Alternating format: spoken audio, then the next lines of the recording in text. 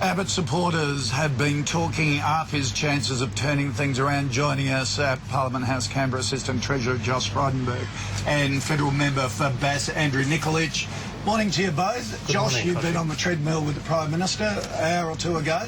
How's he feeling? What's the latest? I think he's feeling fit and confident. Look, I think he's looking forward to clearing the air after today's spill motion. I think it will be defeated as it should be defeated. Okay. Well, at the spill level? No. So it won't even get to a vote? That's right. Okay. All right. Won't be. Andrew, that's obviously what Tony Abbott's hoping for. And at the PM, we just saw warning against lowering to the level of the Labor Party and dragging down a first-term Prime Minister. If the spill does happen, how will your party get out of this mess? Well, Sam, I think the Prime Minister makes a very good point. The last thing we want to do is revisit the failings of the Labor Party. And as Josh said, what we need to do is get beyond this process. We need to refocus our attention on the Australian people. Remember, they explicitly repudiated this soap opera politics just 16 months ago. And the last thing we should be doing now is trying to even think about installing a fourth Prime Minister in 20 months. But why are you doing it? Okay, everyone agrees. Like, my adult kids are going, what the hell's going on? Who's running the country here? That's right. But you brought it on yourself. How has Tony Abbott lost the confidence of so many backbenchers? Look, I think we have made mistakes. There's no beating around the bush about that. I think particularly some of the measures in our budget were unpopular. And what we At the time, Sure. I said it was mean. Sure. And Joe argued with me. But it just had a meanness about it, which you don't expect and you don't want it. Obviously, I didn't think it was mean, but what I thought we need to do better is to explain what the problem is before we provide the solution. And clearly, looking at the world's economy and the slowdown, looking at what the interest bill on our debt is, we do need this job of budget repair. Now, that's going to involve belt tightening. It needs to be across the board, and we need to take the Australian people with us. And have you learnt anything from this past almost 12 months of how to sell that belt tightening to the Australian public? Sure, I think we have.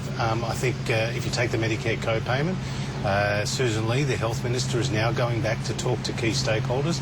There's been a recalibration and some changes around the higher education package. And I think overall the Prime Minister has set forth in his speech earlier last week at the Press Club some key initiatives around childcare, reducing the cost of living and a small business and jobs package. Andrew, let's call them the rogue WA MPs who have brought this on, you want them to withdraw the spill motion. What have they said to you? Are they going to do it? Well, it remains to be seen. It's obviously open to any colleagues to do what they're doing, but my hope is that they'll think Have you talked to them?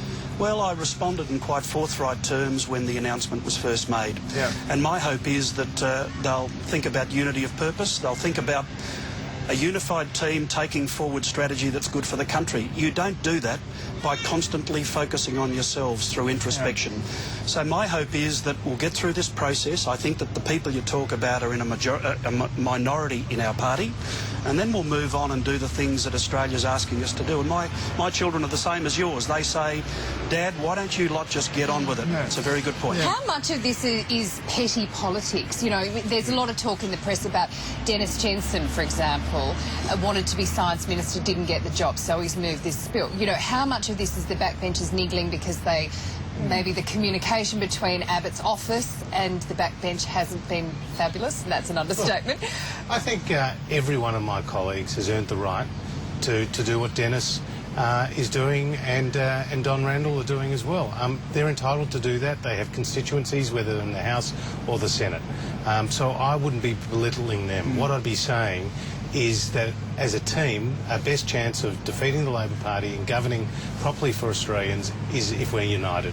So I hope we can put it all behind us after today and the airing of grievances. Has Malcolm Turnbull acted appropriately over the last couple of days? I feel he has, absolutely. He's absolutely said that, you know, he supports, the entire Cabinet supports Tony going forward. All right. Gentlemen, have a good day in there. Hope it all goes well. Thanks. Sorry you've had to miss church. Thanks. Russell's wife.